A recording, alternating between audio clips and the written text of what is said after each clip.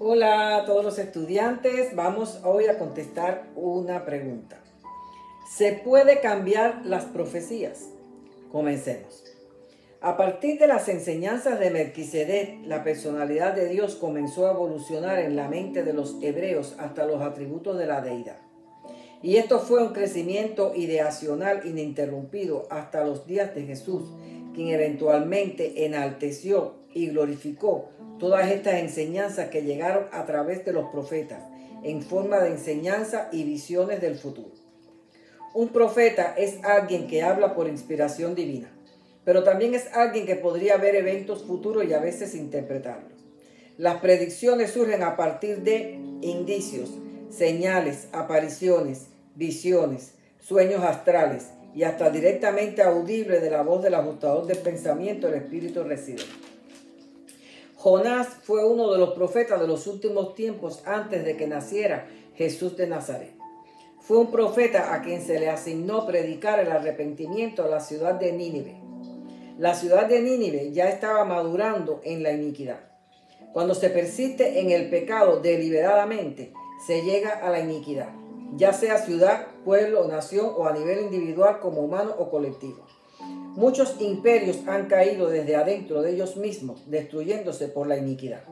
La misión de Jonás era ir y decirle a los líderes de la ciudad que pronto sería destruida por sus pecados, por los pecados que practicaban todos los ninivitas y de los cuales no se habían arrepentido.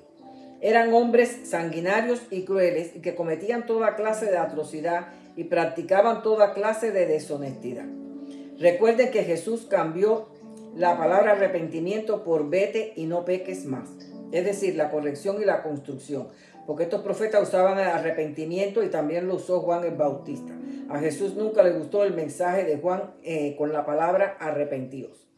Jonás debió ir, puesto que la profecía decía que dentro de 40 días se consumaría la gran destrucción del reino de Senaquerib en la ciudad de Nínive.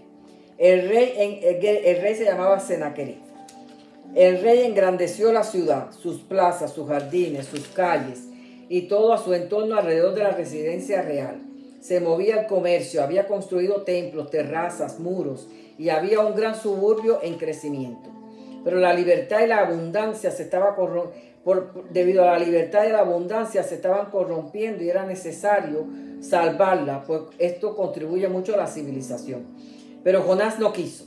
No por cobarde ni por temor, sino por como judío que desprecia a los gentiles, no quería el perdón para esa ciudad. Los judíos se sentían pueblo escogido y no se juntaban con los gentiles. Jonás tenía ideas preconcebidas y estaba dominado por sus emociones. El caso es que en medio de su confusión entre hacerle caso a la voz de Dios o caso a la voz de sus convicciones enraizadas como judío, huyó en un barco mercante. Y hubo una gran tormenta y pensaron que era por causa de Jonás y lo echaron al mar. Allí lo traga un pez y estuvo dentro del pez 3 días y dentro del pez oró y pidió perdón. El pez lo vomita en la costa y se salva y decide regresar a cumplir con la voluntad del Padre. Le informa a los líderes de la ciudad acerca de la profecía. La ciudad entera se arrepintió y se vistió de cilicio y oración sobre cenizas, costumbres de la época, y fue una conversión verdadera.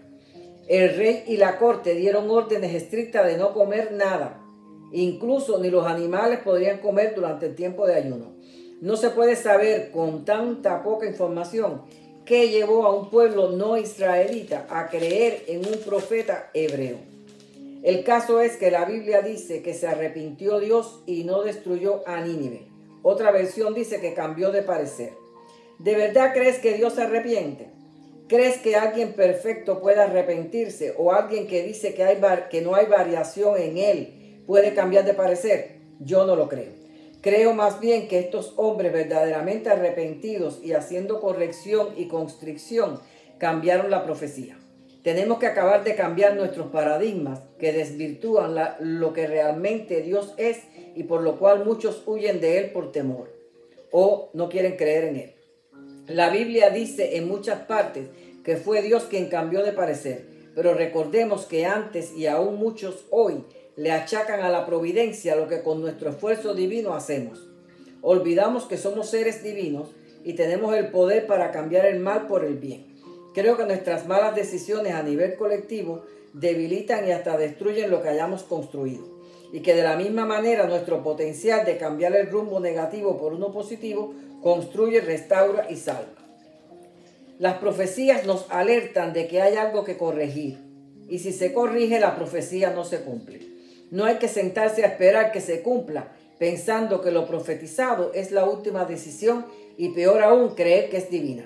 Hay que acabar de poner los pies en la tierra y no vivir de ilusión y fantasía. Varias humanidades han sido destruidas por esta situación. Y tanto el ser humano como una ciudad, como una nación, como un imperio, si no corrige y actúa en favor del bien, está llamado a destruirse a sí mismo. Y eso no quiere decir que sea la voluntad de Dios ni que las profecías se cumplan sí o sí. Luego que la ciudad de Nínive se arrepiente y cambia su forma de vida, Jonás no está conforme. Puede que Jonás no esté conforme porque desprecia a los gentiles, pero puede también que un profeta desee que se cumpla la profecía por aquello del ego, de decir, te lo dije. No porque sea profeta, era un ser evolucionado, así que todo es posible. Entonces Jonás, en vez de alegrarse junto a su ajustador del pensamiento por la conversión de tantas almas, se enojó. Su actitud hacia los gentiles no cambió.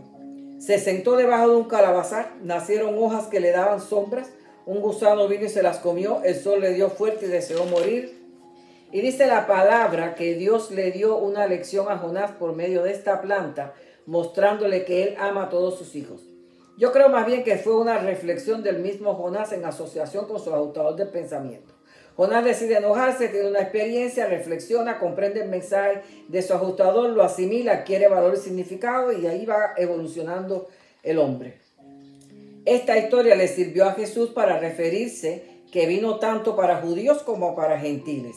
Y la parte de los 3 días en el pez le sirvió a Jesús para cuando le preguntaron que les diera señal de su divinidad y él les dijo, solo te doy la señal de Jonás. Entonces, ¿puede cambiarse las profecías? Sí, pueden cambiarse las profecías. Actualmente se está cambiando una, la de los 7 años de gran tribulación. Aunque la mayoría no se ha dado cuenta, pero ya estamos en la mitad de esos años. Ya pasó el capítulo 17 del Apocalipsis y estamos por el 18, en pleno medio. Por muchos siglos y más aún en los últimos 60 años, la tierra ha estado controlada por un grupo que no conocemos porque trabaja en la sombra. Pero sí conocemos a los políticos corruptos y otros famosos que están sometidos a ellos y poseídos por cultos satánicos.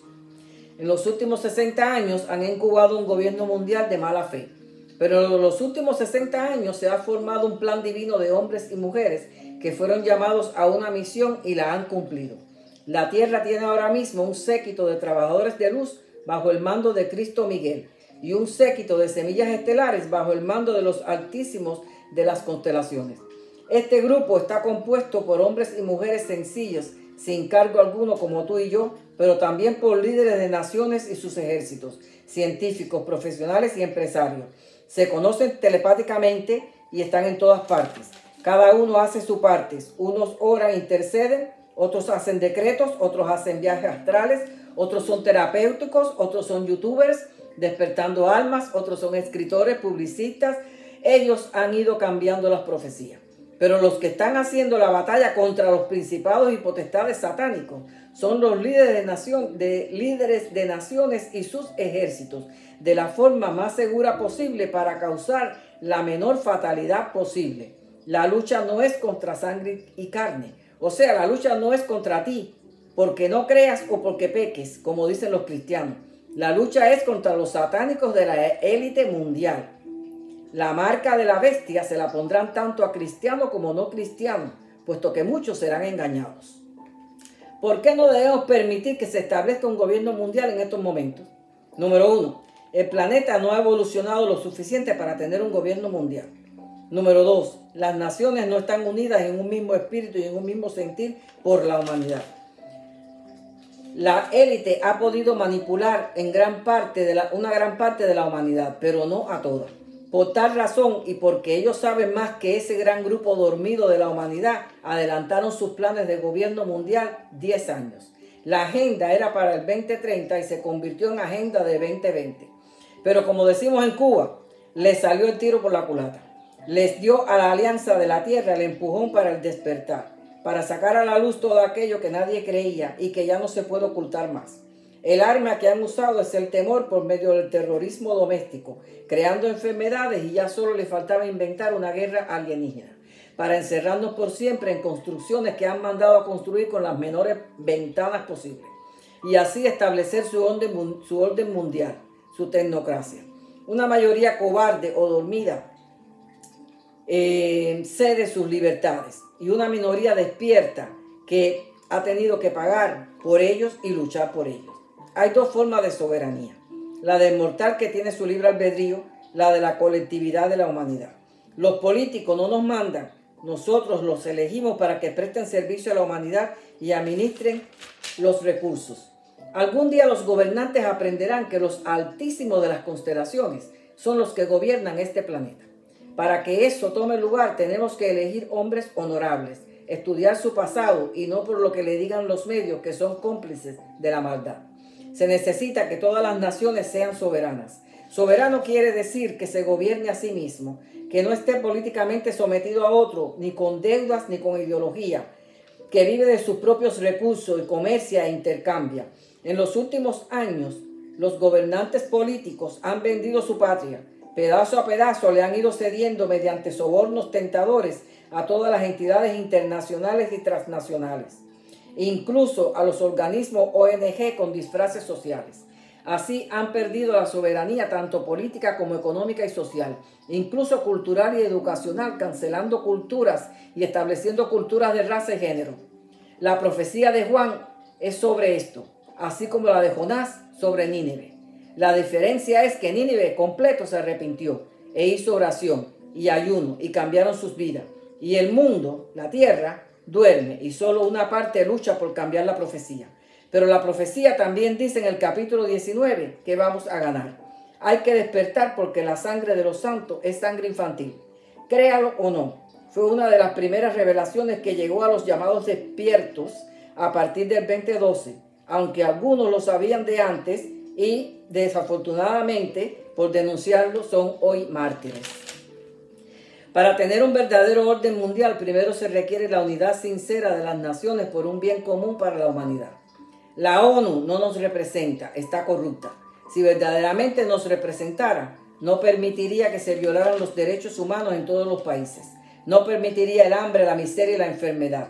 No permitiría la perversión en los medios educativos. No permitiría los experimentos con humanos. No permitiría que nos roben nuestras libertades. No permitiría tantas cosas que atrasa a la civilización y nos frena el derecho de establecernos en luz y vida.